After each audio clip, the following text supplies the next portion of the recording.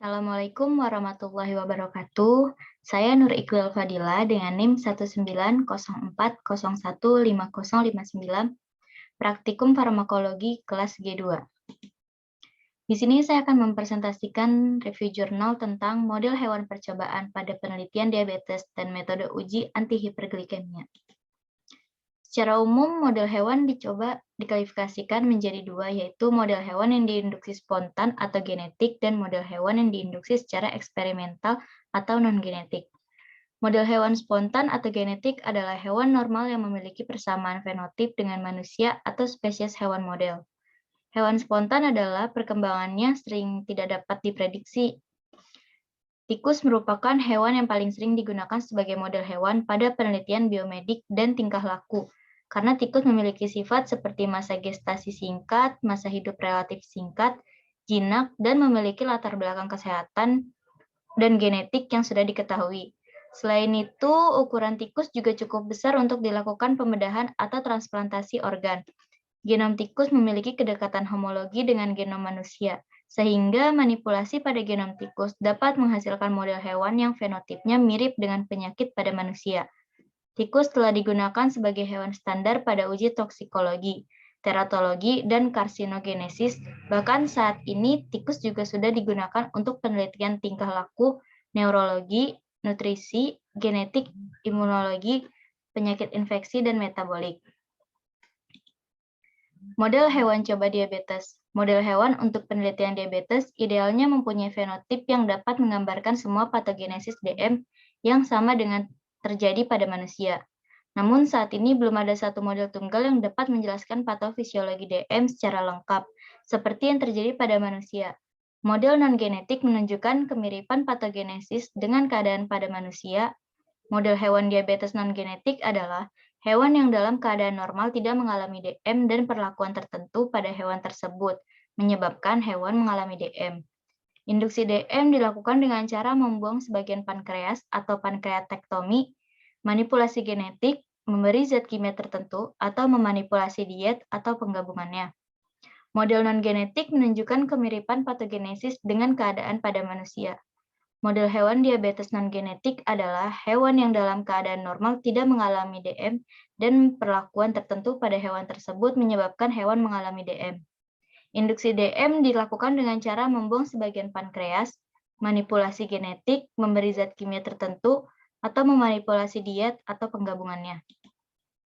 Model hewan coba spontan atau genetik. Salah satu cara untuk membuat model hewan DM adalah dengan meminimalisir efek leptin dengan cara menurunkan reseptor leptin atau produksi leptin.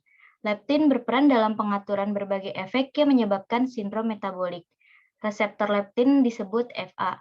Mutasi buatan pada reseptor leptin menurunkan fungsi reseptor dan memberi gambaran hiperglikemia.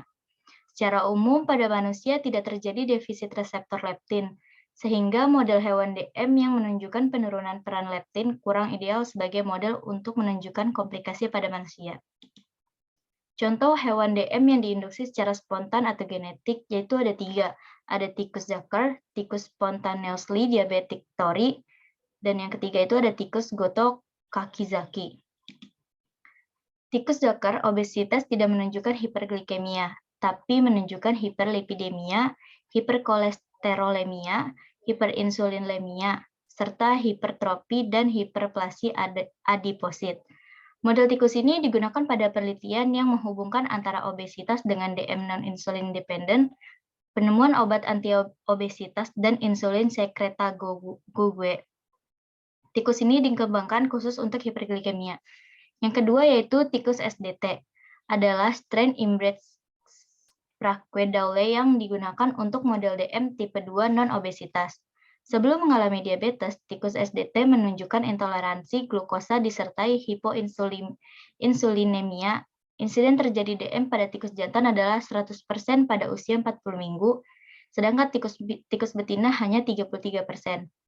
Dan yang ketiga itu ada tikus Goto Kakizaki, termaksud model hewan terbaik untuk DM tipe 2 non-obesitas, karena memberikan gambaran klinis yang biasa terjadi pada pasien DM. Tikus GK secara spontan menjadi DM melalui berbagai mekanisme yang memodifikasi gen. merusak metabolisme gestasional, sehingga memicu gangguan berbagai organ seperti pankreas dan jaringan yang menjadi target utama insulin pada keturunannya. Penelitian menggunakan subjek uji ikan zebra atau zebrafish yang telah diidentifikasi terlebih dahulu di LIPI Bogor. Ikan zebra diatur pencahayaannya terprogram dan biasa terjaga pada 14 jam terang sampai 10 jam gelap. Pengaturan waktu pencahayaan ini digunakan oleh ikan untuk aktivitas dan waktu terangnya. Selain itu juga digunakan oleh ikan waktu gelap sebagai waktu untuk mating dan bertelur pada saat terang.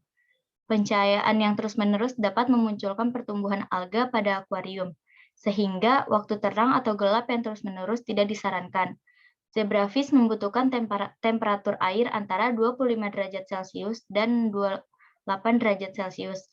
Walaupun dilaporkan bahwa temperatur optimal ialah 26 derajat Celcius dengan suhu ruangan sedikit lebih tinggi, misal 27 derajat Celcius.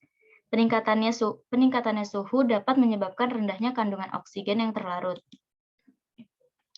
Penguji efek antidiabetes menjadi penting untuk pengembangan obat baru antidiabetes. Metode yang sedang dikembangkan saat ini yaitu ikan zebra atau Danio rerio sebagai model. Dalam beberapa dekade ini, ikan zebra telah digunakan sebagai organisme model dalam studi biomedis. Beberapa penelitian telah menggunakan ikan zebra sebagai model pengukuran efek antidiabetes. Uji ikan zebra atau zebrafish yang telah diidentifikasi terlebih dahulu di LIPI Bogor. Ikan zebra diatur dengan pencahayaan terprogram yang biasa terjaga pada 14 jam terang sampai 10 jam gelap. Pengaturan waktu pencahayaan ini digunakan oleh ikan untuk waktu aktivitas dan waktu terangnya. Zebrafish membutuhkan temperatur air antara 25 derajat Celcius dan 28 derajat Celcius. Walaupun dilaporkan bahwa temperatur optimal ialah 26 derajat Celcius dengan suhu ruangan sedikit lebih tinggi, misalkan 20 derajat Celcius. Peningkatan suhu dapat menyebabkan rendahnya kandungan oksigen yang terlarut. Pada optimasi metode yang pertama, ikan zebra dibagi menjadi 3 kelompok.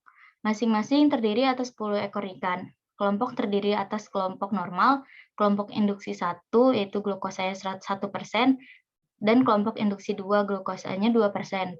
Induksi dilakukan melalui perendaman larutan aloksan 400 mg dalam 100 ml NaCl 0,45% selama 1 jam dan dipindahkan ke larutan glukosa 1% atau 2% dalam 2 liter air.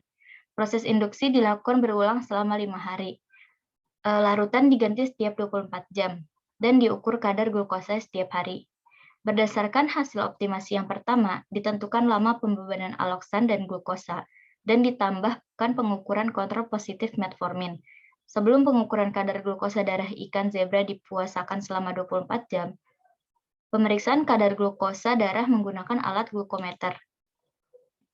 Hal ini dilakukan untuk mendapatkan metode yang valid untuk menginduksi hiperglikemia pada ikan zebra. Induksi dilakukan dengan aloksan 400 mg dan 100 ml NaCl 0,45% selama 1 jam. Dilanjut dengan perendaman dengan variasi konsentrasi glukosa 1% dan 2% selama 24 jam. Aloksan merupakan senyawa yang banyak digunakan dalam penelitian untuk menginduksi diabetes mellitus karena kemampuannya merusak pankreas. Faktor utama yang mengakibatkan kerusakan pada sel beta pankreas adalah pembentukan oksigen reaktif yang diawali oleh proses reduksi aloksan dalam sel beta pankreas. Salah satu yang menjadi target dari oksigen reaktif adalah DNA pulau Langerhans pankreas yang akan menyebabkan kerusakan sel dari pulau Langerhans sehingga sekresi insulin terganggu. Metode uji anti-hiperglikemi dengan menggunakan zebrafish atau ikan zebra valid dan dapat digunakan dalam penelitian. Induksi aloksan itu 400 mg per 100 ml diberikan selama 1 jam, dilanjutkan dengan glukosa 2% selama 24 jam. Diulang selama 3 hari berturut-turut. Nah, aloksan adalah senyawa yang kurang stabil dalam menaikkan kadar glukosa darah. Penambahan glukosa setelah aloksan digunakan untuk mempertahankan kadar glukosa darah lebih stabil. Proses reduksi aloksan menghasilkan asam dialurat, yang kemudian mengalami reoksidasi menjadi aloksan. Menentukan siklus redoks untuk membangkitkan radikal superoksida yang juga akan direduksi oleh aloksan. Kemudian radikal superoksida mengalami dimutasi menjadi hidrogen peroksida yang berjalan spontan dan kemungkinan dikatalisis oleh superoksida dimutase. Dan ini daftar pustaka dari materi-materi yang tadi sudah saya jelaskan.